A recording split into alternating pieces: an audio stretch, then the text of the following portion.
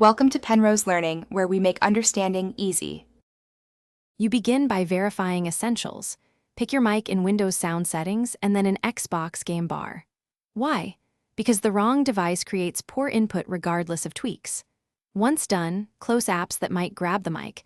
Make sure Allow Apps to Take Exclusive Control is off so audio isn't hijacked.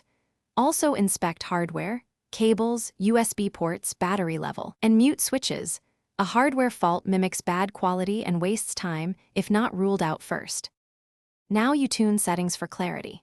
Change your mic format to 48,000HZ and 16-bit or 24-bit in recording device properties because higher sample rates reduce artifacts. In Xbox Game Bar, raise mic input, enable noise suppression, and test with Game Bar's recorder to hear real results.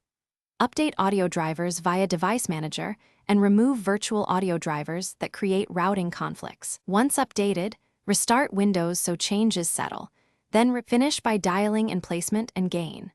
Position the mic about 6 to 12 inches from your mouth and add a pop filter or foam to reduce plosives. This improves clarity without complex settings. Lower system automatic gain control if you hear pumping, and use manual gain or an external preamp when needed to prevent clipping.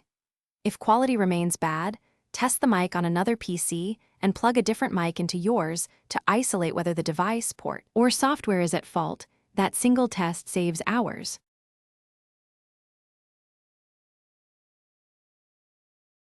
Thanks for watching. If this was helpful, leave a like and consider subscribing. See you next time.